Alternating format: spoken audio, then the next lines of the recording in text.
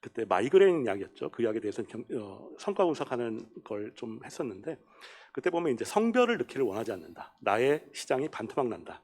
근데 누구나 상식적으로 생각하면 편두통에 당연히 이제 성별에 따라 차이가 있을 것 같은데, 아예 디자인 자체에서 그런 걸 수집하지 않거나 모으지 않거나 뭐 이런 것도 봤는데요. 우리나라 심평원에서는 절대로 이제 그런 걸 용납하지 않기 때문에 아마도 중요한 건 다 이제 통과를 하시되, 그 안에서라도 나중에 이제 급여에 대한 여파를 고려하셔서 환자분을 설정하시는 게 굉장히 중요하다. 그래서 아마 간암 약제 중에서 그 어떤 약제에 홀브레인 그 RT한 환자가 다 빠져 있는데, 임상 시험에서 그걸 근거로 심평원이 이제 홀브레인 RT한 환자는 그 약 급여 안 해주거든요. 그러니까 이런 여러 가지 여파가 있어서 의외로 환자군 설정은 잘 생각하시. RT한 환자는 그 약 급여 안 해주거든요. 그러니까 이런 여러 가지 여파가 있어서 의외로 환자군 설정은 잘 생각하시고 하셔야 된다라고 말씀드릴 수 있겠습니다. 제가 이 경제성 평가에서 어떻게 보면 저는 아주 쉽게 생각을 해서 실제로 원가가 얼마나 드느냐, 뭐 그런 생각으로 그 배경에 따라서 경제성 평가가 많이 약가 선정 비교할 수 없는 질환 있지 않습니까? 그게 이제 대개 올판 드럭이죠. 비교할 수 없는 그런 분야 질병에 대해서 개발이 됐을 때는 그건 정말 비교할 대상이 없을 것 같아요. 그런데 사실은 골관절염이 그렇거든요. 골관절염은 식약처의 기준으로 보면 불치성 난치성 질환입니다. 그래서 뭐 얼마 전 아까도 얘기 나왔지만 조건부 임상이라는 것도 막 주고 그러거든요. 환자 20명밖에 안 했는데 이제 허가를 준 거죠. 그래서 그런 차이. 제일 처음에 그래서 자가 연골세포 이식 수술이 개발이 됐을 때 무려 760만 원이었었습니다. 그래서 이제 그걸 급여를 해달라고 막 싸우고 그랬는데, 저도 그때 이제 세포 배양을 했었을 때니까 사실은 환자의 배양 세포를 이제 머티리얼을 떼어와서 배양을 하면은 원가는 한 20만 원, 30만 원도 안 들거든요. 그래서 저는 뭐 사실은 그런 약제가 나왔을 때 한 100만 원 이하로 해결이 될 줄 알았어요. 근데 이게 그렇게 되더라고요. 그러다 보니까는 이게 그 심평원에서도 더 이상 이렇게는 줄 수 없다 그래갖고 50세 이내로 제한을 해버린 겁니다. 그러니까 많은 받아야 되는 대상되는 환자도 많이 줄었고요. 그래서 그런 부분, 이게 원가 대비 혹시 두 분이 지금 이제 이런 첨단 의료 제재에 인벌브가 되시는지는 모르겠지만, 만약에 되신다면 어떻게 이런 거를 감안을 원가에 대해서 이 약가에 대해서 감안을 하고 있으며, 그리고 지금 관절염 같은 이런 특수한 상황에 있는 것들이 이런 경우에 인정이 되는지 뭐 그런 것들이 좀 궁금합니다. 경제성형과에서 오픈 드럭에 대해서는 지금 병평 면제하는 제도가 있고요. 그래서 병평 들리시나요? 예. 그래서 지금 오픈 드럭에 대해서는 이제 경제성 평가를 면제해주는 제도가 시행이 되는데, 그 오픈 드럭 디디즈나 드럭의 정의 자체가 조금 애매해서 골관절염이 이제 거기 포함됐을지는 제가 잘 정확히는 모르겠고요. 그래서 그 환자 수라든지 뭐 여러 가지 생명을 위협하는 조건, 뭐 이런 여러 가지 것들 한꺼번에 이제 고려해서 심평원이 결정하고 있는 그런 부분이 있고요. 그래서 결국 이제 비교군이 없으면 경제성 평가가 이제 굉장히 이제 힘들어지고 하기 굉장히 어려워지는 부분은 분명히 있습니다. 근데 하지만 이제 그게 없다고 해서 경제성 평가를 안 보는 건 아니고요. 심평원에서 나름대로 어떤 기준을 가지고 이제 여러 가지 이 돈과 관련된 부분을 보고 있어서 재정 영향부터 해서, 그래서 어쨌든 치료 비용과 관련된 자료는 있어야 되고, 대조군과 비교를 못할지언정 심평원이 이것과 비교하라고 그러면 이제 비교를 해야 되고, 뭐 그런 상황이고요. 다행히 이제 오픈 드럭으로 인정을 받아서 경제성 평가를 면제를 받게 되면 급여는 되는데 아마도 약가를 굉장히 이제 낮게 설정하게 될 거고, 아니면 위험 분담제라고 해서 이제 4년 후에 다시 뭐 그 설정을 하고 또 환급을 해주는 약가에서 뭐 이런 제도 대상이 될 수 있다고 할 수 있겠습니다. 그래서 현재 우리나라 시스템에서는 불확실성이 있으면 있을수록 약가를 덜 쳐주고 또 여러 가지 장치를 통해서 다시 이제 약가를 환수하는 이런 식의 이제 제도를 가지고 있습니다. 사실 이제 급여 안에 들어왔을 때 급여 약제 가격을 결정하는 것은 조금 전에 말씀하신 바와 같고요. 이제 그런 이제 과정에서 아까 이제 식약처에서 이제 평가했었던 그런 자료 플러스 이제 추가적인 이제 QOL에 대한 자료, 비용에 대한 자료, 그런 것들을 같이 감안해서 급여 의사결정을 하기 때문에 아까 질문 주신 거에 약간 덧붙여서 말씀드리면 그런 QOL 자료나 그런 게 너무 없으면 급여 의사결정 자체가 조금 이제 어려워지는 이제 상황이 될 거고, 비급여 상황에서의 마켓에서의 가격 결정은 말씀하신 대로 아주 원칙이 있는 것은 아닙니다. 이제 얼마나 시장 상황이 이제 독점적 우월 지배자 이제 기업에서 그런 우월권을 가지고 있느냐에 따라서 원가에서 마진의 이제 크기가 달라지게 되기 때문인데요. 말씀하신 수준으로 이제 저 짐작해 보건데 새로운 신약에 대한 이제 일종의 혁신에 대한 가치를 이제 공급하는 제약사가 상당히 공급하는 회사가 원가 플러스 R&D 비용 등등을 플러스해서 마진을 일정 수준 이상으로 이제 기대하는 수준 이상으로 책정을 해놓고, 사실 그것도 프라이싱 하는데 급여 의사결정할 때도 영향을 미칩니다. 초기 가격을 어떻게 세팅해 놓느냐가 결국 최종적으로 네고시에이션 하는데도 영향을 주기 때문에 그런 여러 가지 이해관계가 이제 맞붙여서 이제 가격을 이제 한정하고 그 과정을 이제 거치게 되기 때문에 그런 부분이 있지 않나 하는 생각이 듭니다. 네, 시간이 좀 지난 것 같아서 우리 조 교수님이나 안 교수님 두 분 중에 한 분만 조금 답변해 주시면 감사하겠습니다. 아주 간단한 질문인데요. 오늘 ICER, 인크리멘탈 코스트 이펙티브니스 얘기를 했는데요. 예를 들면 암 환자에서 1년 정도 생존 기간을 늘린다고 뭐 14,000불 정도 이렇게 더 투여한다고 그랬는데, 과연 그 환자가 걸어 다닐 수 있는 환자, 아니면은 베드리든 스테이트 또는 뭐 식물인간 극단적으로 이런 환자에서는 그게 구별을 하고 있는지 간단하게 답변해 주시면 감사하겠습니다. 차별 구별하지 않습니다. 두 개는 그냥 같은 숫자의 변화만 가지고 의사결정을 합니다. 그래서 우리 임상하는 사람으로서는 환자의 현재의 상태, 퀄리티 오브 라이프가 어떤가에 대해서 굉장히 영향을 받지 않을까. 그에 따라서 ICER을 우리가 해석을 잘 해야 되지 않겠나 이렇게 생각합니다. 아무튼 오늘 세 분 훌륭한 강의를 해주신 분께 큰 박수 부탁드리면서 세션 마치도록 하겠습니다. 감사합니다. 수고하셨습니다.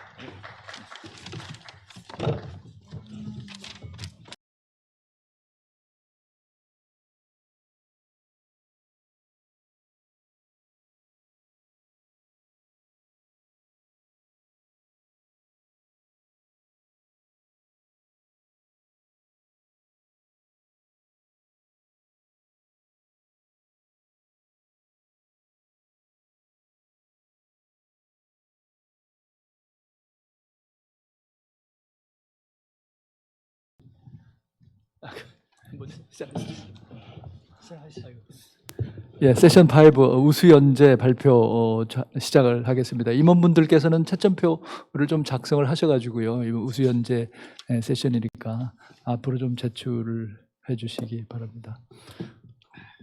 소개하시죠. 예, 제가 조금 눈이 부셔가지고 요즘 잘 못 읽겠어가지고 우리 고 선생님이 좀 읽어주시면 되겠습니다. 예, 그러면 첫 번째 연재는 하이폭시아, 아포프티시스 and oxidative stress in rotated cup fibroblast 경성의대 박지용 교수님 발표하시겠습니다.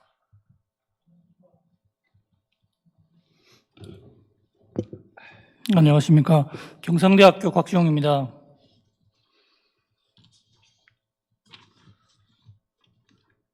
다양한 원인들이 회전근개 파열에 관여하고 있으며 슈프라스피나투 스탠더는 크리티컬한 하이포베스큘라 존을 가지고 있는 것으로 알려져 있고, 그의 하이포베스큘라리티는 논란의 여전히 있지만 로테이트 커프 텐던 테어의 한 가지 원인일 것으로 간주되고 있습니다.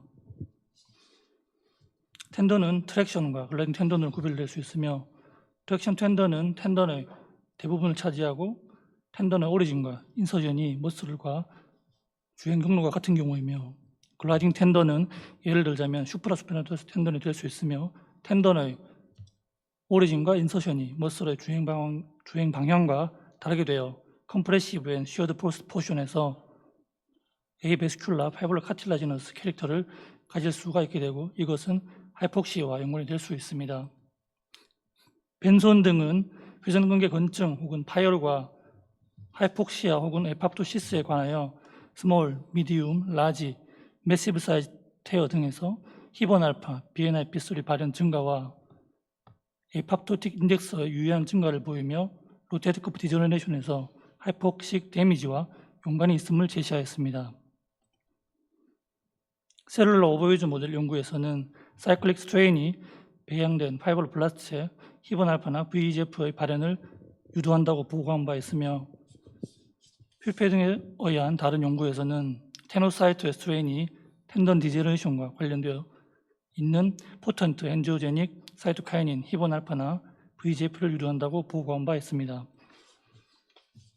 COCL2는 하이폭식 스테이트를 유도하기 위해 인비트로, 인비보에서 널리 이용되고 있는 케미컬 하이폭식 에이전트이며 본 연구에서도 하이폭식 스테이트를 유도하기 위해 COCL2를 이용하였습니다.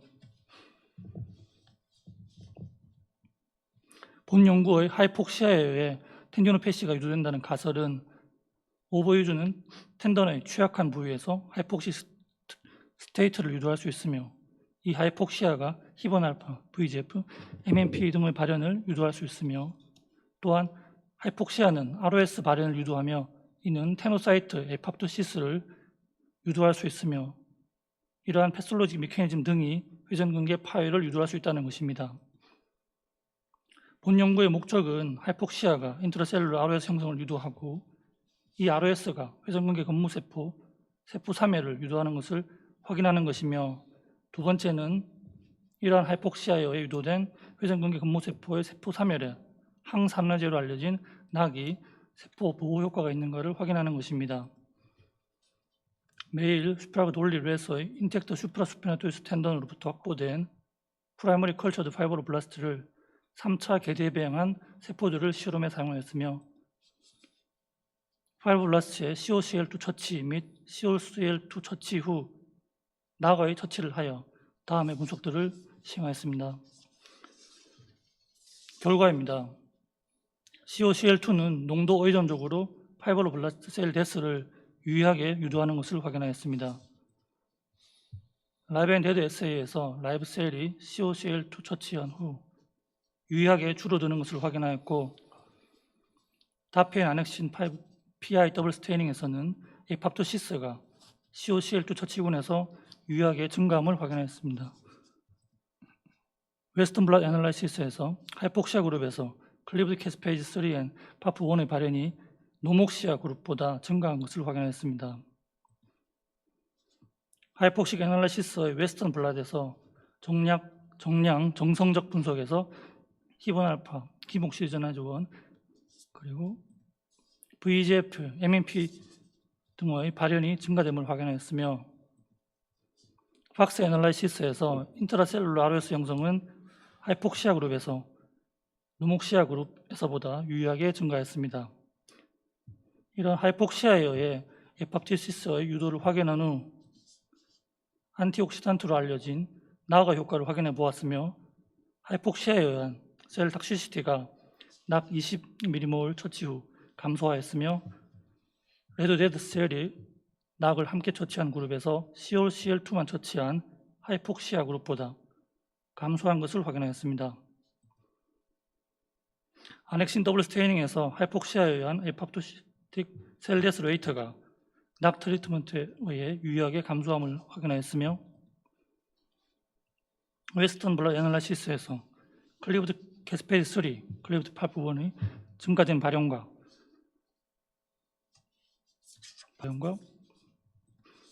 히본 알파 그리고 히묵시전화제 그리고 MMP, VEGF에서 증가된 발현이 낙 하이폭시아 그룹에서 유효하게 감소함을 확인하였습니다. 낙의 사이토프로텍티브 이펙트는 하이폭시아 그룹에서의 ROS 생성이 낙 하이폭시아 그룹에서 유효하게 감소함을 확인하였습니다. 본 연구의 제한점으로는 하이폭시아 이펙트를 휴먼 파이브로블라스트에서 확인해 보지 못하였다는 점과 하이폭시아를 하이포옥시전 챔버에서 유도하지 못하였다는 점, 또한 동물 모델에서 오버유즈 액티비티가 하이폭시아를 유도하는 것을 확인하지 못하였다는 점입니다. 본 연구의 결과로 하이폭시아가 인트라셀룰라 ROS 형성을 증가시켜 로테이트 커프 파이브블라스트의 에팝토시스를 유도하는 것을 확인하였으며 이러한 사이토톡식 이펙트가 안티옥시단트인 낙에 의해 감소할 수 있다는 것을 확인한 것이 본 연구의 결과입니다. 감사합니다. 예, 감사합니다. 저희가 좀 늦게 시작했기 때문에 시간을 좀 땡겨 주셔야 될 것 같아요. 시간 좀 지켜주시고 좀 빨리 좀 진행을 하겠습니다. 두 번째 문제는 ubiquintin E3 ligase negatively regulates osteoclastogenesis in MPMMS. 연세의대 정수진 선생님 발표하시겠습니다. 네, 안녕하세요. 연세대학교 정형외과 이진호 교수님 연구실의 정수지입니다. 저는 오늘 E3 라이게이진 펠리노온이 마우스 BMM에서 오스테오클라스트를 네거티브하게 조절한다는 내용의 연구에 대해 말씀드리도록 하겠습니다. 본은 오스테오블라스트에 의한 본 포메이션과 오스테오클라스트의 본 리접션에 의해 적절한 본 호메오스타시스를 유지하게 됩니다. 이러한 커플링 과정의 균형이 무너져 오스테오클라스트가 과도하게 활성화가 되면 오스테오포로시스와 같은 다양한 질병을 유발하게 됩니다. 오스테오클라스트는 조혈모세포에서 유래하며 NF-카팝이나 엠페시온 등 다양한 시그널링 패스웨이를 통해서 분할을 하게 되는데 이때 트레식스 컴플렉스가 이런 시그널링에 모두 전반적으로 영향을 주고 있다는 것을 확인할 수 있었습니다. 따라서 오스테오클라스트 분화에 이러한 트레식스 컴플렉스 액티베이션이 매우 필수적이고 중요하다는 것을 확인할 수 있었습니다. 그런데 펠리노1이라는 E3 라이게이즈가 TLR이나 RL과 같은 염증 환경 하에서 트랩6의 K63 장기를 유비키티네이션 시킴으로써 시그널링 컴플렉스를 액티베이션 시킨다는 것을 알 수 있었습니다. 또한 이러한 펠리노1은 마크로파지 셀 내에서는 LPS나 IL 스티뮬레이션 하에서는 캐노니컬한 NF-카파비를 촉진한다는 것도 확인할 수 있었습니다. 따라서 본 연구의 목적은 다음과 같습니다. E3 라이게이진 펠리노온이 인플라메토리 환경을 조절함으로써 전반적인 본 호메오스타시스를 조절할 것이라고 예상할 수 있었지만 이와 관련되어서 진행된 연구는 미흡한 상황이었습니다. 따라서 그 부분을 밝히고자 하였고 특히나 오스테오클라스트 분화에 있어서의 펠리노1의 역할을 밝히고자 했습니다. 가장 먼저 오스테오클라스트 분화에 있어서 펠리노온이 어떠한 역할을 하는지 확인해보기 위해 일반 마우스 BMM을 이용하여서 오스테오클라스트 분화를 시켜보았습니다. 그 결과 다음과 같이 오스테오클라스트 분화가 잘 진행되는 동안 펠리노온의 레벨은 다운된다는 것을 RNA와 프로테인 레벨로서 확인을 하였고 이를 통해 펠리노온이 오스테오클라스트를 네거티브하게 조절할 것이다라고 유추할 수 있었습니다. 그렇다면 펠리노온을 딜리션 시키면 오스테오클라스트가 어떻게 될 것인지 확인해보기 위해 오스테오클라스트 릴레이트 지는 카드시케이 크리 마우스와 교배하여 컨디셔널하게 펠리노온이 낙아웃된 마우스 모델을 제작하였습니다. 4주부터 12주까지 마우스의 무게를 측정해본 결과 5주령일 때부터 와이드 타입 대비 낙아웃의 무게가 감소하는 것을 확인을 할 수가 있었고 마우스의 바디 사이즈나 피머 사이즈도 낙아웃에서 작은 것을 확인을 할 수 있었습니다. 하지만 유본 마우스를 이용하여서 스켈레털 스테이닝을 진행해본 결과 둘 사이의 차이가 나지 않는 것을 통해 펠리노온을 낙아웃함에 따라 나타나는 이러한 피노타입들은 페탈 디벨롭먼트 과정 중이 아닌 포스트나탈 디벨롭먼트 과정 중에서 일어난다는 것을 확인을 할 수 있었습니다. 또한 6주령의 마우스의 피머를 이용해서 마이크로시트를 진행해본 결과 와이드 타입 대비 낙아웃에서 본매스가 감소한다는 것을 트라베큘러분과 코르티컬분 모두에서 확인을 할 수 있었습니다. 조직학적 분석을 통해서도 오스테오클라스트 분해의 특징인 멀티뉴클레어 사이트나 트랩 포지티브 에어리어가 낙아웃에서 증가되어 있는 것을 확인을 할 수가 있었고 본 이접션 마커인 CTX1의 시럼 레벨 또한 낙아웃에서 증가되어 있음을 확인을 할 수 있었습니다. 또한 그러한 마우스에서 각각 BMM을 아이솔레이션 하여서 오스테오클라스트 분화를 진행시켜 보았을 때에도 와이드 타입 대비 낙아웃에서 오스테오클라스트 분화가 더욱 액티베이션 되어 있다는 것을 트랩 스테이닝과 액티비티를 통해 확인을 할 수 있었고 오스테오클라스트 마커 진들의 발현 또한 낙아웃에서 발현이 증가되어 있다는 것을 RNA와 프로테인 레벨에서 확인을 할 수 있었습니다. 그렇다면 펠리노온이 어떠한 메커니즘을 통해 오스테오클라스트를 조절하는지 확인해보기 위해 오스테오클라스트의 메인 트랜스크리션 팩터들을 확인해보았습니다. NF-카파비 액티비티 같은 경우에는 펠리노온은 오버익스프레션한이 업되고 낙다운이 다운되었지만 이와 반대로 엠페시온의 액티비티 같은 경우에는 펠리노온은 오버익스프레션하면 다운되고 낙다운하면 업되는 것을 확인을 할 수 있었습니다. 이와 같은 양상을 프로테인 레벨에서도 확인을 할 수 있었습니다. 그렇다면은 이렇게 NF-카파비와 MPS를 이중적으로 조절하는 인자에 대해 모논 조사를 해본 결과 GSK3베타라는 카이네이즈 프로테인이 NF-카파비는 촉진하고 MPS는 서프레이션한다는 것을 확인을 할 수가 있었습니다. 따라서 펠리노온이 GSK3베타의 액티비티를 조절함으로써 하위의 NF-카파비나 MPS-1을 조절하는 것은 아닐까라고 가설을 세울 수 있었습니다. 또한 GSK3베타는 랭크를 트리트하면은 인산화되어 인액티베이션 폼이 되고 이렇게 GSK3베타의 액티비티가 다운되어야지만 MPS-1의 뉴클리어 로컬라이제이션이 증진된다는 것을 확인을 할 수 있었습니다. 따라서 저는 펠리노온을 조절함에 따라 GSK3베타의 인액티베이션 폼이 늘어나는지 보고자 하였고 그 결과 펠리노온을 낙다운하니 포스포 GSK3베타가 증가하는 것을 확인을 할 수 있었습니다. 또한 펠리노온은 E3 라이게이즈이기 때문에 GSK3베타를 유비키티네이션 시킴으로써 액티비티를 조절하는지 확인해 보기 위해 유비키티네이션 어세이를 진행을 해보았습니다. 그 결과 펠리노온이 GSK3베타에 대한 K63 유비키티네이션을 증진시킨다는 것을 확인을 할 수가 있었고 이와 동시에 K48 유비키티네이션에는 관여하지 않는다는 것 또한 확인을 할 수 있었습니다. 결론입니다.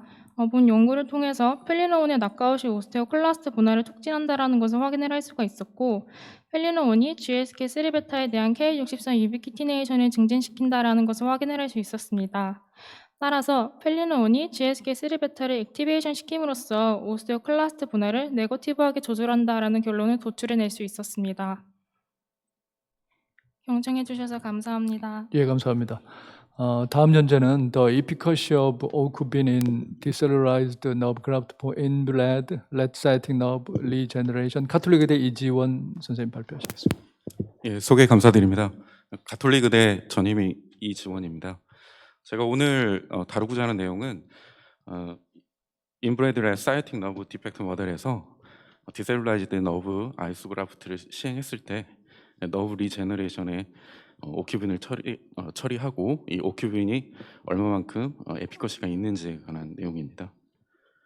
너브 디펙트는 일반적으로 임상적으로 해결하기 어려운 문제 중에 하나고 페리페랄 너브 인저리가 있었을 시에 그 너브 디펙트가 큰 경우에는 다음과 같이 오토그라프트나 이런 컨딧, 너브 알로그라프트를 이용하여서 서지컬 리컨스트럭션을 하게 됩니다. 그 중에서 이제 디셀루라이즈드 너브 아이소그라프트가 한 가지 그 치료 옵션이 될 수가 있고 문헌에 따라서 다음과 같은 장점이 있다라고 소개되고 있습니다. 이전에 이제 저희 본 저자들의 그 연구에서 그 인브레드 레사이팅 너브에서 그 디셀루라이즈드 너브 아이소그라프트를 시행했을 때 바이오 컴패터블하고 그리고 너브 리제너레이션에서 오토그라프트와 비교해봤을 때 인플라메이터리 리액션이나 엑소널 리제너레이션 그리고 펑셔널 아웃컴에 대해서 오토그라프트와 견줄 만한 그 이펙트가 있다라고 이렇게 결론을 내린 바 있습니다. 그리고 여러 문헌들에서 이런 페리페랄 너브 인저리가 있었을 때 너브 리제너레이션에 관여하는 팩터들이 있는데 파이브로블라스트 그로스 팩터 2나 MHG, 인터루킨 1 베타, 그리고 버베린이라든지 콜라겐 타입 1 하드로겔, 그리고 아스코빅 애시드, 그리고 오큐빈이 이렇게 너브 리제너레이션에 관련이 되어 있다라고 기술이 되어 있었습니다. 그 중에서 이제 오큐빈은 다음과 같은 그 분자식을 갖고 있는 컴파운드인데 주로 이제 오큐바 자포니카 그리고 유코미아 올모이데스라는 그 식물의 잎에서 추출을 하고 다음과 같은 그 파마콜로지컬 이펙트를 갖기도 하지만 최근에는 이런 이제 하트에서처럼 그 프로텍티브 이펙트한 것도 논문에서 소개되고 있었습니다. 오큐빈에 대한 그 이전 논문을 이제 좀 살펴보면 첫 번째로 그 다이아베틱 엔세팔로패시가 있는 램 모델에서 BCL2나 백스진의 그 익스프레션 그리고 안티옥시더티브 어빌리티를 체인징함으로써 히포캄팔 뉴런의 셀 데스를 조절할 수 있다라고 이제 소개를 하고 있었고 그리고 국내에서 그 출판된 그 논문에 따르면은 사이팅 너브 인저리가 있었을 때 오큐빈을 처리하고 3주째에 엑손의 그런 길이와 시크니스를 프로모션 시키고 결과적으로는 너브 리제너레이션을 향상시킬 수 있다라는 결론을 소개하고 있었습니다.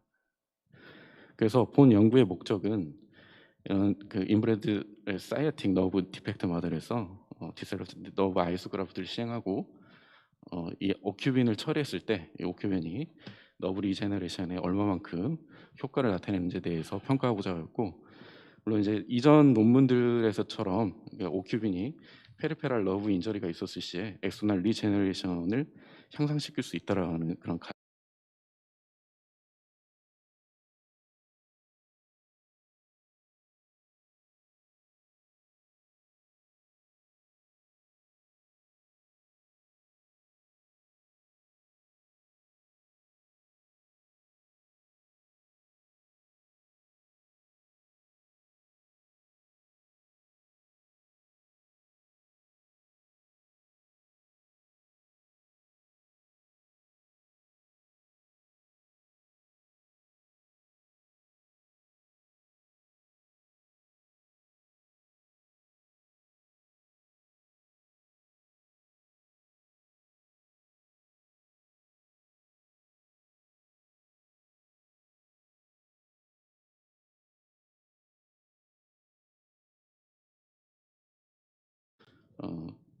이 암포테릭 디터전트와 뉴클레이즈의 컨비네이션하는 그런 방법으로서 아이소그래프트 너브 프로세싱을 시행을 하였습니다.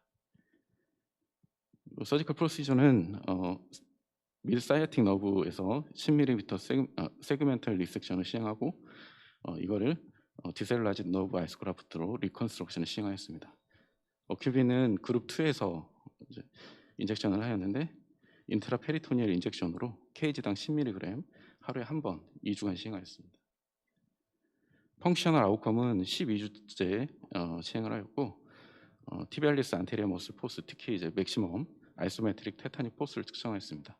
다음과 같은 장치를 이용하여서 논문에 소개된 방법으로 측정을 하였고, 그다음에 실험이 끝난 후에 티비알리스 안테리어 머슬을 채취해서 웨이트를 측정하였습니다.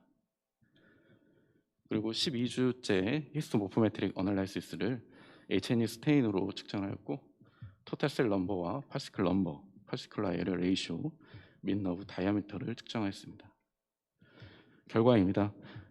펑셔널 아웃컴에서 그룹 1과 그룹 2를 보게 되면 토탈 바디 웨이트는 이제 그룹 2에서가 그룹 1보다 이제 좀 높았고, 그 외 나머지 수치들에서는 웨이트 레이쇼나 포스 레이쇼 포함해서 그룹 1이 조금 더 높은 수치를 보였는데, 이런 통계학적으로 유의한 수치는 보이지는 않았습니다.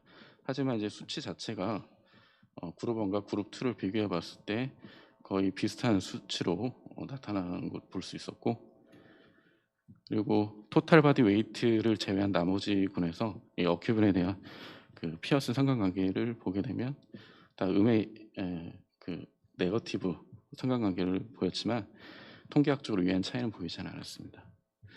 히스토모포메트릭 어널라이시스에서 어큐빈을 처리했을 때 엑소날 리제너레이션이 됨을 확인할 수 있었고, 그래서 민셀 넘버는 수술을 하지 않은 레프트와 라이트 두 분에서 어큐빈을 처리한 이 그룹 2에서가 그룹 1에 비해서 좀 수치가 높음을 알 수 있었고, 특히 수술한 쪽에서 어큐빈을 처리한 군이 가장 많은 셀 넘버를 보였습니다. 그리고 이 각각에 대해서 통계학적으로도 유의한 차이를 보였습니다. 또한 그 민 파시클 넘버와 레이쇼, 민 다이아미터를 보게 되면 수치 자체는 그 레프트 쪽 수술 안 한 쪽이 파시클 넘버 그룹 1의 파시클 넘버를 제외하고는 그룹 2에서의 수치가 그룹 1에 비해서 좀 더 나은 결과를 보였고, 특히 수술 안 한 쪽의 다이아미터를 제외하고는 통계학적으로 큰 차이는 보이지는 않았습니다.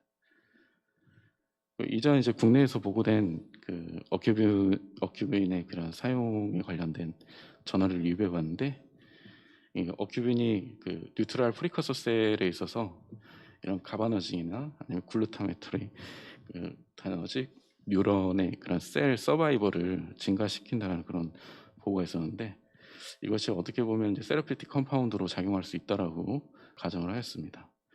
그리고 이거는 아까 전에 인트로덕션에서 설명한 내용이고요. 그래서 너브 리제너레이션에 대해서 셀 세라피나 진 세라피가 그리고 이제 전도 유망하지만 앞으로 이게 임상적인 적용에 있어서는 아직 어려운 그 문제들이 좀 남아 있는 상태입니다.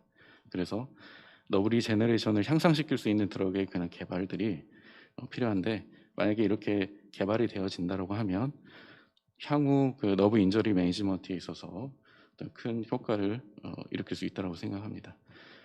본 연구 오큐빈에 대한 그 본 연구가 디스라이즈 너브 아이소크라프트를 시행하고 너브 리제너레이션에 대한 어떤 파지티브한 이펙트를 이제 명확하게 규명하지는 못한 상태입니다. 본 연구의 한계점으로 오큐빈을 이제 주사하는 데 있어서 어떤 표준화된 도주와 피리어드를 가지고 있지 않았다는 점, 그리고 스몰 샘플 사이즈가 한계점으로 생각이 됩니다. 결론입니다.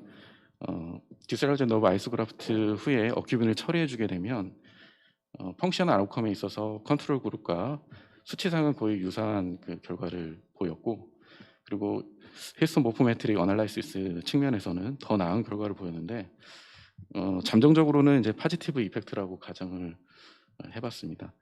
그리고 이런 너브 리제너레이션에 대한 오큐빈의 그런 효과를 좀 더 명확하게 규명하기 위해서는 이게 표준화된 도주와 피리어드 프로토콜을 가지고 대규모의 연구가 필요할 것으로 생각이 됩니다. 네, 경청해 주셔서 네, 감사합니다.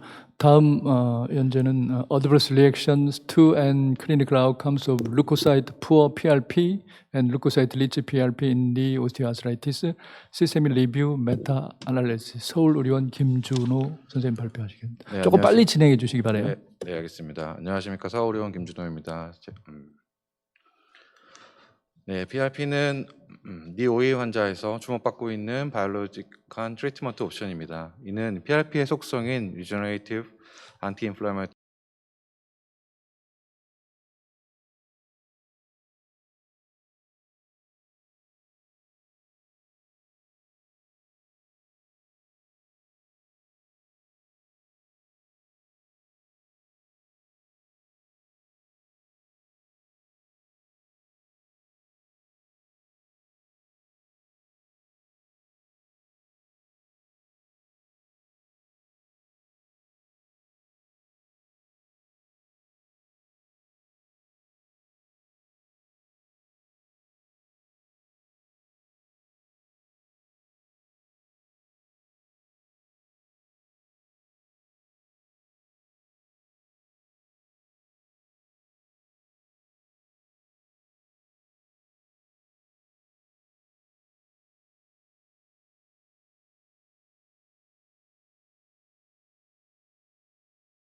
간의 인터액션을 통해서 VEGF 같은 그로스 팩터들을 생산을 증가시킨다는 점, 안티인플라메토리 마커들을 증가시킨다는 이런 페이버러블한 이펙트들 역시 최근 보고되고 있습니다.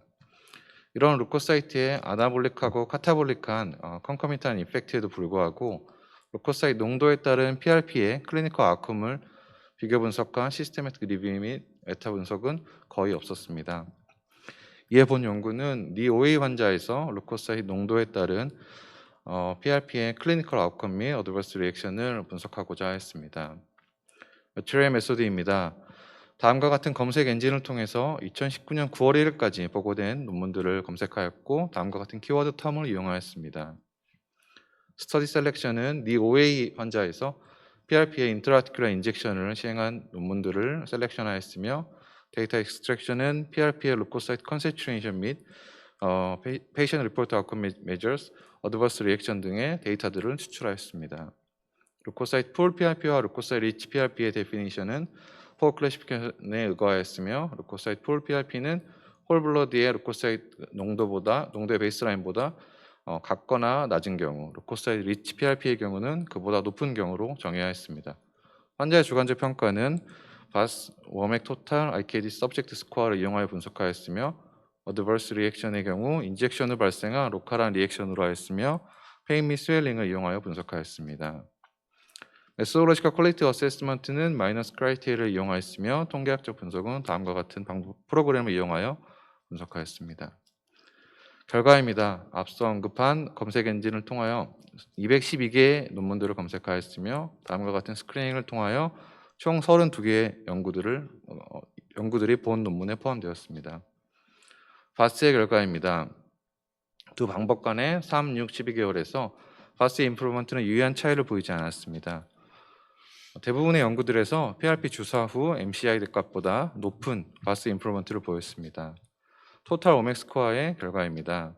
또 방법 간의 3, 6, 12개월에서 토탈 오맥 스코어 임프루먼트는 유의한 차이를 보이지 않았습니다.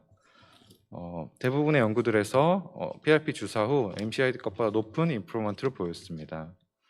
IKDC 서브젝티브 스코어의 결과입니다.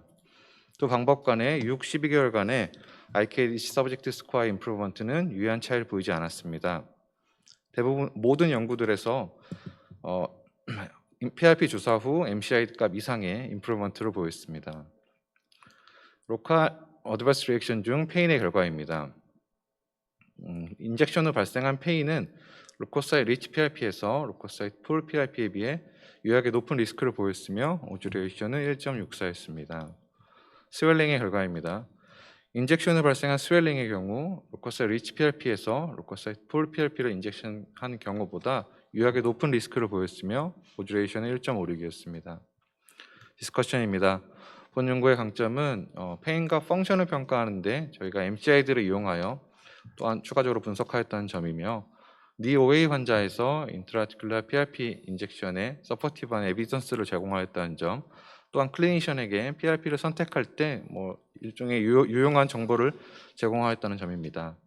리미테이션입니다. 본 연구는 로우 레벨의 에비던스의 연구들이 포함되었다는 점이며 인젝션 디테일과 DOA 스테이지에 헤테로지니티가 있다는 점입니다. 결론입니다.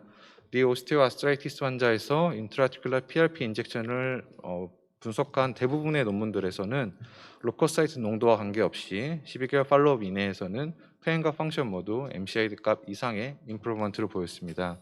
하지만 로컬 어드버스 리액션의 리스크의 경우에는 루코사이트 리치 PRP의 경우가 더 높게 나타나는 것을 확인할 수 있었습니다. 경청해 주셔서 감사합니다. 예, 감사합니다. 다음 연재는 autologous matrix induced chondrogenesis augmented with bone marrow aspirate concentrate is superior to microfracture or amic alone for cartilage regeneration. 서울의대 이도원 선생님 발표하시겠습니다. 네, 소개 감사드립니다. 안녕하십니까? 저는 본주의 발표를 맡은 서울대병원 정형외과 전임의 이도원입니다. 무릎 연골병변의 주요한 치료 방법은 크게 골수에서 연골세포 재생을 촉진시키는 메로 스티뮬레이션 테크닉과 직접 연골세포를 이식시키는 콘드로사이트 임플란테이션 테크닉으로 나눌 수 있고, 메로 스티뮬레이션 테크닉으로는 대표적으로 마이크로프랙처, 여기에 멤브레인을 추가하는 에이믹 프로시저 등이 있을 수 있고, 콘드로사이트 임플란테이션 테크닉으로는 ACI나 멤브레인을 추가하는 MACI, 그리고 본을 같이 그래프트하는 오츠 등으로 나눌 수 있겠습니다. 메로 스티뮬레이션 테크닉의 대표격인 마이크로프랙처의 경우에는 연골 결선부가 메센카이말 스템셀이 함유된 본메로 클래스로 채워주고 이를 통해서 연골 재생을 도모하는 방법입니다. 하지만 마이크로프랙처 같은 경우에 병변 크기가 크거나 아니면 환자 나이가 많고 많을 때 그 효과가 떨어질 수가 있고, 특히 롱텀 아웃컴이 불분명합니다. 상기표는 본 연구진 2019년에 발표한 자료이고, 보시듯이 마이크로프랙처 시행 후에 한 2년 정도가 지날수록 여러 가지 그 환자가 호소하는 임상 스코어들이 떨어지는 것을 알 수 있습니다. 따라서 연골병변이 크기가 특히 좀 커지는 경우에 메로 스티뮬레이션 단독, 즉 마이크로프랙처만으로는 연골 재생을 도모하기가 힘들 수가 있고, 이에 최근 들어서 타입 1, 3 콜라겐 막을 연골 결선부에 추가로 도포하는 방법이 개발이 되었고, 이것을 오토로거스 매트릭스 인듀스드 콘드로제네시스 에이믹으로 명명을 하고 있습니다. 하지만 그 서브콘드랄 본에 존재하는 졸기세포의 양이 적고, 이에 비해서 일리아 크레스트에는 상대적으로 메센카이말 스템셀이 많아서 단순히 그 에이믹에 더해서 본메로 에스피릿 컨센트레이트를 추가하는 방법들이 시도가 되고 있습니다. 따라서 그 본 연구의 목적은 그 마이크로프랙처와 에이믹, 그리고 에이믹에다가 비맥을 어그멘테이션한 메서드, 즉 세 가지를 방법들을 비교해서 연골 재생 효과를 비교하기 위함이었고 본 연구진들은 마이크로프랙처 단독에 비해서 에이믹이나 아니면 에이믹의 비맥을 어그멘테이션하는 방법이 연골 재생에 있어서 우수한 효과를 보일 수 있을 것이라고 가설하였습니다. 방법입니다. 본 연구진은 그 무릎 주변부 연골 손상에 대해서 후향적인 케이스 컨트롤 스터디를 시행을 하였고 기간은 그 충분한 수의 환자 수를 포함하기 위해서 2000년부터 2019년 10월까지 환자들을 대상으로 하였습니다. ACRS 그레이드 3, 4에 1에서 10제곱센티미터 크기의 풀 thickness articular chondral defect들을 대상으로 하였고 환자들이 1년 추시에 실패를 하거나 수술 전부터 KL 그레이드 3 이상의 관절염이 동반된 경우 수술 시 HTO 등의 그 수술을 병합한 경우에 병변들을 제외하였습니다. 최종적으로 그 마이크로프랙처 31에 에이믹 14 그리고 에이믹의 비맥을 어그멘테이션한 군 12례의 병변을 비교하였습니다. 마이크로프랙처는 그 관절경으로 떨어진 연골부를 정리를 하고 3, 4mm 간격 그리고 2에서 3mm 깊이로 시행을 하였고 토니켓을 풀고 그 본메로가 잘 나오는 것을 확인을 하였고 주인은 사용하지 않았습니다.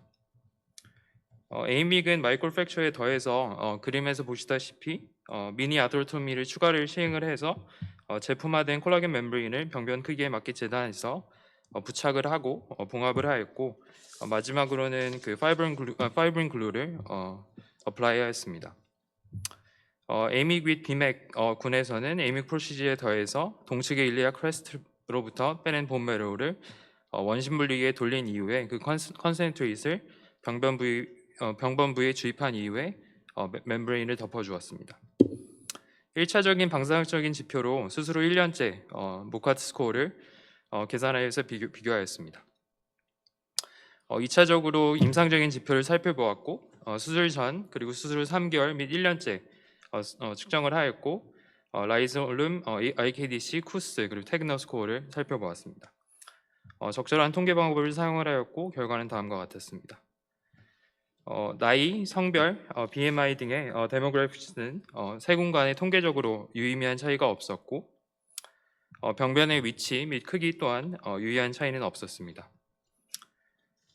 모카트 스코어는 에이믹과 비맥을 병합해서 시행한 3군에서 평균 79.4점으로 마이크로프랙처 평균 62.5점, 에이믹군 63점에 비해서 통계적으로 유의하게 높은 결과를 보였습니다. 클리니컬 스코어는 세 군 모두에서 수술 전보다 수술 후 1년째 그 향상되는 것을 관찰할 수가 있었고 세 군 간에 임상적 유의한 차이는 없었습니다. 요약입니다. 그 에이믹과 함께 비맥을 병합한 군에서 유의하게 다른 군에 비해서 수술 후 1년째 모카트 스코어가 우수해야 했습니다. 여러 가지 임상 점수는 세 군 모두에서 술전에 비해서 향상을 하였지만 세 군 간의 차이는 없었습니다. 이는 연골 재생에 있어서 에이믹의 비맥을 함께 시행을 하는 것이 마이크로프랙처나 에이믹 단독에 비해서 우월한 효과를 보일 수 있다는 것을 알 수 있었습니다. 이것의 임상적인 의미는 추가적으로 전향적인 연구나 아니면 더 많은 환자 수를 대상을 하는 연구가 추후로 필요할 것으로 생각됩니다. 네, 경청해 주셔서 감사합니다. 예, 감사합니다. 예, 마지막 연재입니다. Comparative Matched Pair Analysis of High Tibial Osteotomy with Bone Marrow Aspirate Concentrate Derived or Allogenic Umbilical Cord Broad Derived Mesenchymal Stem Cell Second Look Arthroscopic and Clinical Outcome. 국군대전병원 양홍열 선생님 발표하십니다. 네, 소개 감사드립니다. 국군대전병원 양홍열입니다. HTO는 Medial Compartment Knee OA에서 프라이머리 트리트먼트로 알려져 있습니다. 웨이트 베어링 액시스를 바꾸고 조인 스페이스를 넓히며 미디얼 컴파트먼트의 프레셔를 낮춤으로써 카틸리지 리제너레이션을 일으킵니다. 이러한 방식으로 HTO는 카틸리지 리제너레이션과 좋은 클리니컬 아웃컴을 얻었다고 보고되어 있습니다. 하지만 아이솔레이티드 HTO 후에 카틸리지는 바이오메카니컬상, 바이오케미컬상 푸어한 파이브로 카틸리지가 메인이하고 커렉션 언론으로는 카틸리지 리모델링이 부분적입니다. 따라서 HTO와 함께 어디셔널한 카틸리지 리제너레이티브 프로시저인 마이크로프랙처, OACI, 그리고 BMAC, 메센카이멀 스템셀 등이 이용되고 있습니다. 먼저 비맥은 technically easy하고 fast하며 안전하고 적절한 오토로그스 MSC를 제공합니다. 멀티포텐트 스템셀과 그로스 팩터가 MSC의 컨트롤 사이트로의 분할을 일으킵니다. 최근 마이크로프랙처와 비맥을 비교한 쇼텀 논문에서도 클리니컬 아웃컴 상에서는 차이가 없었지만 ICRS 스코어상 마이크로프랙처는 6.0, 비맥은 7.8로 유의한 차이를 보였습니다. 이는 비맥이 카틸리지 리제너레이션에서 더 시너지 효과를 일으킨다고 알려져 있습니다. 카티스템으로 알려져 있는 휴먼 엄빌리컬 코드 블러드 MSC는 non-invasive하고 하이퍼 이뮤노제닉합니다. 무엇보다도 익스펜션 커패시티가 높아서 치료에 충분한 셀을 제공하고 있습니다. 최근 HTO와 함께 카티스템을 시행한 쇼톤 논문에서 클리니컬 아웃컴에서 유의한 임프루브먼트를 보였고 ICRS 그레이딩 시스템상 노멀 카틸리지는 8.2%, 니얼리 노멀 카틸리지는 69.3%로 좋은 카틸리지 리제너레이션을 일으켰습니다. 하지만 비맥과 카티스템 간의 비교는 많지 않은 상태입니다. 따라서 본 연구는 HTO를 시행받은 환자 중 비맥 오그멘테이션과 카티스템 임플란테이션 간의 클리니컬 및 세컨드 아스로스코픽 아웃컴을 비교하고자 하였으며 카티스템 임플란테이션이 비맥에 비해 더 better outcomes를 일으켰다고 가정하였습니다. HTO를 시행받은 환자 중 비맥 또는 카티스템을 시행받은 223명의 환자를 대상으로 하였고 방사선악장 KL 그레이드 3 그리고 미디얼 피멜 컨다이트 디펙트가 ICRS 그레이드 3P 이상을 대상으로 하였습니다. 익스클루전 크라이테리아는 다음과 같았습니다. 젠더와 H, BMI, MFC 디펙트 사이즈를 어저스트하기 위해 프로펜시티 스코어 매칭을 이용하였고 각각의 55명을 대상으로 총 110명의 환자가 포함되었습니다. 클리니컬 어세스먼트는 다음과 같았습니다. 레디오그래피 어세스먼트는 다음과 같았습니다. 아스로스코피 이밸류에이션상 ICRS 그레이드를 이용하였고 세컨드 아스로스코피 카티 스태투스는 ICRS CRA를 이용하였습니다. ICRS CRA는 디펙트와 인티그레이션, 마크로스코피 어피어런스를 대상으로 그레이드 1부터 4까지 스코어링하는 방법입니다. 또 다른 방법으로는 코시노 스테이징을 이용하였고 스테이지 A는 No Regeneration, 스테이지 B는 Partial Regeneration, 스테이지 C는 Total Regeneration으로 분류하였습니다. Statistical Analysis는 다음과 같았습니다. 결과입니다. 두 군간의 데모그래픽에서는 차이를 보이지 않았습니다. 클리니컬 아웃컴상 쿠스코어는 술 전에 비해 술 후 유의한 증가를 보였지만 술 후 쿠스코어상 두 군간의 차이는 없었습니다. SF36 및 IKDC 상에서도 두 군간의 차이는 보이지 않았습니다. 세컨드 아스로스코피상 ICRS CRA 그레이드인 1, 2가 비맥에서는 2.7%와 54%, 카티스템에서는 9%와 68.2%로 유의한 차이를 보였고 코시노 스테이징상에서는 차이를 보이지 않았습니다. 스피어만 코릴레이션 어널리시스상 ICRS 그레이드와 클리니컬 아웃컴 간의 상관관계를 보였고 서브스텐셜한 코릴레이션을 보이고 있었습니다. 이는 카틸리지 리제너레이션이 높을수록 클리니컬 아웃컴도 역시 증가한다는 것을 의미합니다. 케이스입니다. 52세 여자 환자로 메카니컬 액시스는 6.5도, 미디어 피멜 컨다일의 ICRS 그레이드 4 관찰되고 있습니다. 이에 대해서 HTO와 함께 비맥을 시행받았고 세컨드 아스로스코피상 ICRS CRA 그레이드 1인 니얼 노멀인 카틸리지 관찰되고 있었습니다. 두 번째 케이스로 54세 여자 환자로 메카니컬 액시스상 7.0도의 베리스 디포머티, MFC는 ICRS 그레이드 4 관찰되고 있었습니다. 이에 대해서 HTO와 함께 카티스템을 임플란테이션 하였고 세컨드 아스로스코피 상에서도 노멀 카틸리지인 ICRS CRA 그레이드 1 관찰되고 있었습니다. 결론입니다. HTO와 컴바인 되었을 때 카티스템 임플란테이션이 비맥 오그멘테이션보다 카틸리지 리제너레이션에 있어서는 더 효과적이었습니다. 클리니컬 아웃컴상 두 군 모두 임프루브하였고 하지만 두 군간의 차이는 보이지 않았습니다. 경청해 주셔서 감사합니다. 예, 우리 연재 모두 다 끝났는데요. 우리 학회의 발표를 또 독려하는 의미로 우수 연재를 선정해서 시상하기로 했습니다. 점수표를 다 제출해 주시면 좋겠고요.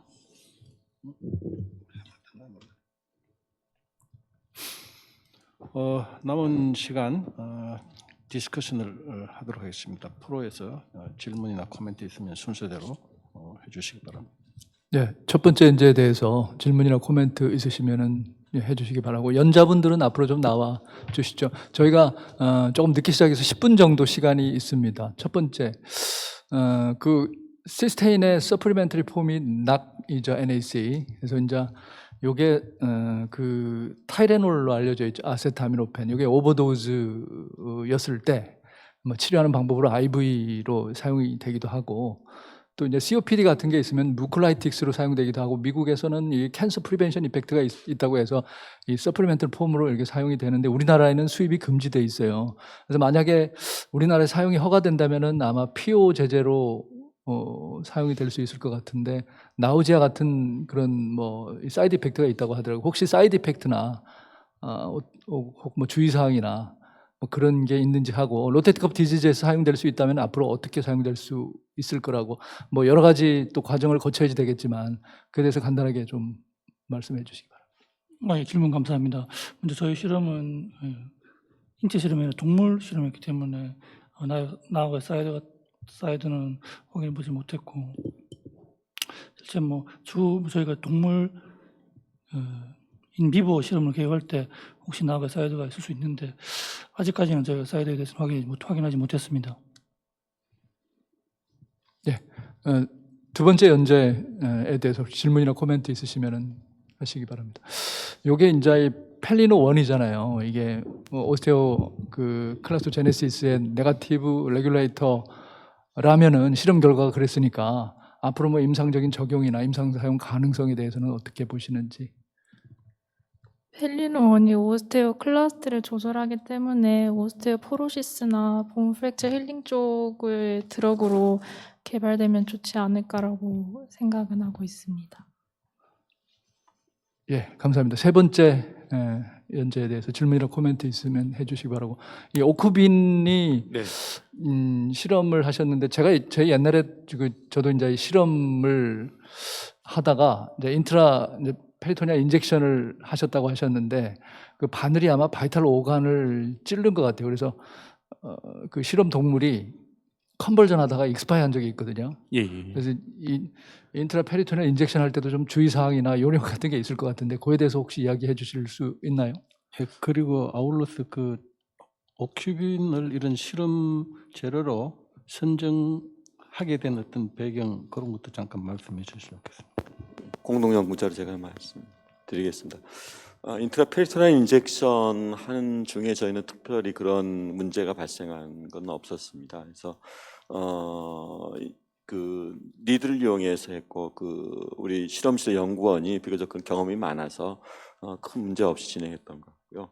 아쿠빈을 사용하게 된 것은 저희가 정부 연구 과제를 하면서 이세부의 경희대 생물학과의 김윤희 교수님 팀에서 이런 연구를 진행해서 이 물질이 너브 니전을 촉진한다고 하는 그런 선행 연구가 있었습니다. 논문도 퍼블리시 됐었고 해서 저희가 너브 니전 촉진하는 그런 실험을 진행하면서, 이건 경구 투여이기 때문에 만약에 이런 너브 니전 촉진시킬 수 있는 어떤 약제를 우리가 임상에 적용할 수 있다고 하면 굉장히 너브 니전 관련 있는 모든 환자한테서 상당히 큰 도움을 받을 수 있을 것 같아서 이 실험을 진행했습니다.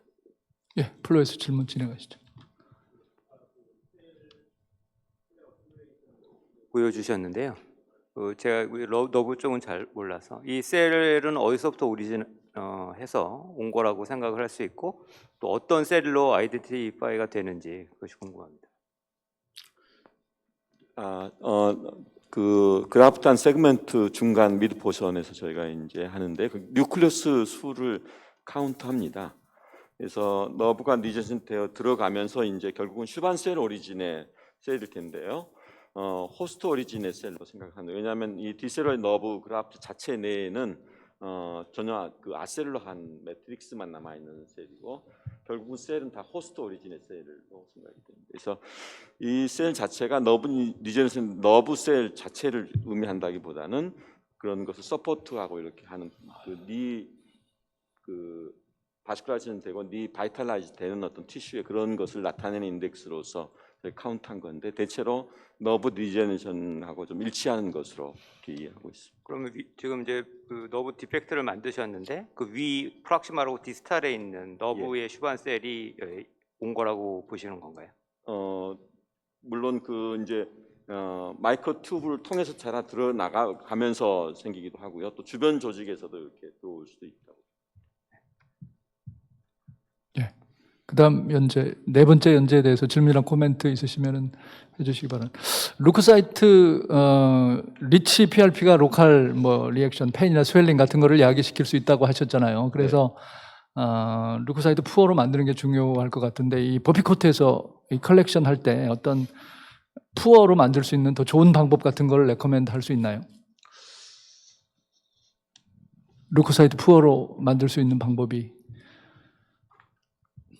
공동 연구자로 제가 말씀드리겠습니다. 중앙대병원 박용범입니다. 일단 현재 그 실험실에서 한다기보단 커머셜한 키트에서 루코사이트 푸어, 루코사이트 리치가 나눠져 있기 때문에 커머셜한 키트를 선택함에 있어서 의사들이 저희 메타아나리시스 결과를 볼 때 루코사이트 푸어 PRP 키트를 선택하는 것이 좋지 않을까 하는 의견을 말씀드리겠습니다. 커머셜한 키트에서 이미 할 수 있게 돼 있기 때문에 연구실에서 따로 하는 과정은 저희가 정확히 알지는 못하는 상태입니다. 예, 감사합니다. 자, 그다음에 이제 다섯 번째 문제는 그 혹시 질문이나 코멘트 있으시면 좀 해주시기 바라고. 그게 에이믹이 그 조금 몇 가지 단점이 있는 걸로 좀 지적이 되는 거, 뭐 이 콜라겐 알러지 문제나 혹은 뭐 에큐트 크로닉 인플라메이션 인펙션 이런 단점이 좀 지적되고 있는데 혹시 그런 문제는 없으셨는지?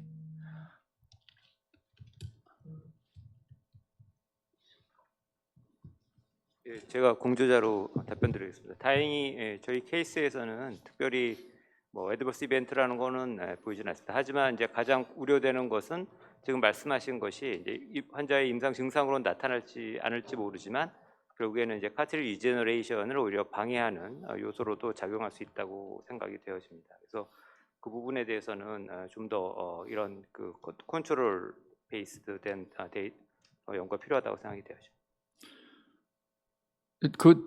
나오신 김에 마이크로 프랙처하고 의미 있는 차이가 있다고는 생각이 되는데 에이믹 그룹하고 비맥을 추가한 그룹이 의미 있는 차이가 있었는지 그거는 제가 정확하게 듣지 못한 것 같은데 혹시 어느 정도 차이가 있었으면 어느 정도 차이가 있었나요? 그러니까 에이믹과 마이크로 프랙처는 큰 차이를 보이지 않았고요. 물론 케이스 수가 워낙 작아서 사실 통계적인 분석 자체가 큰 의미는 없다고 생각이 되지만 그나마 이제 통계적인 차이를 보인 거는 이제 비맥을 추가했을 때 마이크로 프랙처 온리나 에이믹 온리보다는 이제 더 의미 있는 좋은 결과를 모카르트 스코어에서만 보였습니다. 예, 추가 질문하시죠. 네, 간단한 질문인데요. 오늘 첫 세션에서도 얘기가 있었지만 이런 이제 프로시저 할 때 아까 그 많은 패널리스트 의견도 대부분 얼라이먼트 코렉션이 프라이머리고 에이믹이라든가 비맥, 마이크로 프랙션은 세컨더리 프로시저라고 생각한다 이런 의견이 많았어서요. 지금 이 연구에서는 HTO는 필요가 없는 케이스들을 대상으로 한 건지 아니면 제가 놓쳤는지 모르겠는데 하고 같이 했던 경우를 지금 얘기하신 건지 궁금합니다. 리얼라이먼트 서저리가 필요한 경우는 다 제외하고 얼라이먼트가 괜찮은 환자에서만 데이터입니다. 그래서 그러니까 HTO는 같이 시행하지 않았습니다. 마지막 연재인가요? 예, 질문하시죠. 예, 질문 아니고 이제 마지막 연재, 마지막 연재. 뭐 그 비교해서 통계적 차이는 발견하지 못해서 조금 아쉽다 이렇게 코멘트 주셨는데 네 번째, 다섯 번째, 여섯 번째 연재 그냥 세 개 다 약간의 이제 코멘트 말씀드리면 최근에 이제 MCID라는 게 원래 개발 MCID를 우리가 조사할 때 원래는 인디비주얼이거든요. 그러니까 사실은 개인이 좋아졌느냐를 평가할 때 쓰는 게 기본적으로는 MCID입니까? 그룹의 점수가 좋아지는 것을 원래 표시하는 용도로 사용하는 것은 아닌 것으로 요즘 이야기가 많이 되고 있어서 비교하실 때 두 그룹의 평균 점수가 MCID 이상 차이가 났다보다는 최근에는 각 그룹의 임프루먼트에 MCID를 증가한 사람의 퍼센테이지, 프로포셔널 차이를 보는 것이 사실 더 의미가 있다. 이렇게 지금 이야기되고 있으니까 그런 식으로도 분석을 좀 해보시면 좋을 것 같습니다. 좀 코멘트 감사드립니다. 질문. 네, 질문 진행하시죠. 아주 훌륭한 연구 감사합니다. 그 궁금한 거는 지금 양군을 매칭을 하셨는데 에이지, 섹스, BMI, 디펙트 사이즈 이렇게 하신 것 같더라고요. 아까 발표하신 거에. 네. 근데 지금 미니멈 2이어 팔로업이고 에버리지 팔로업이 33개월이라서 아마 팔로업 기간이 이렇게 좀 다양할 것 같은데 지금 카트리지 이 리페어 서저리 이런 경우는 이제 시간이 지나면서 결과가 디그레이션이라거나 유지되거나 이런 게 굉장히 큰 관심사라서 혹시 지금 결과에서 클리니컬 아웃컴의 차이를 못 보셨는데 그걸 그 팔로우 기간으로 또 매칭을 같이 해보시면 혹시 다른 결과가 나오지 않을까 싶어서 혹시 그렇게는 안 보셨는지 궁금해서 질문드려요. 네.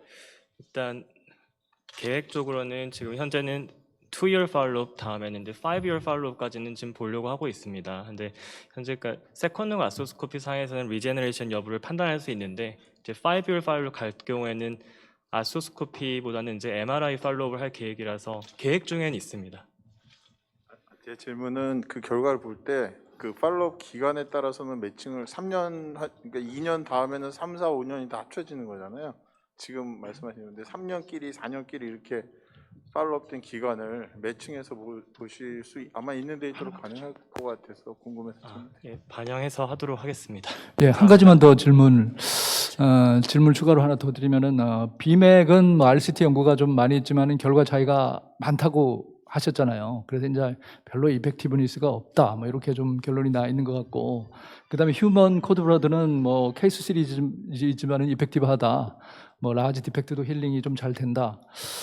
그래서 이제 이펙티브니스 차가 크기 때문에 인디케이션도 아마 차이가 있을 걸로 생각이 되는데 혹시 인디케이션 문제를 어떻게 해결하셨는지, 혹시 인디케이션 같는지 아니면 조금 차이가 있으면 어느 정도 차이가 있는지요? 네, 기본적으로 이제 MRI상 이제 MRI와 인트로피 파인딩 상에서 2cm 스퀘어 이상이면은 사실 카티스템 또는 비맥을 생각을 하였고요. 그리고 사실 비맥이나 카티스템 비용 차이가 조금 많이 나기 때문에 전적으로는 환자에게 선택을 하게끔 했습니다. 근데 인디케이션은 동일하였습니다. 네, 질문. 질문 간단하게 네, 드리겠습니다. 마지막 한 케이스 어떻게 보면 두 가지 셀 소스의 셀에 대해서 비교한 것일 수도 있겠는데요. 물론 현재 시행되고 있는 프로시저 중에서 어느 게 더 이펙티브하느냐는 적절한 연구가 될 수 있겠지만 그 카티스템은 상당히 컬처에서 상당한 정도 셀 수가 이미 확보된 상태에서 하는 건데 비맥의 경우도 셀 수 혹시에 대한 어떤 카운트나 그런 개념이 같이 들어있는 스터디인가요? 네, 이제 사실 그 부분은 시행하지 못했고 비맥 자체를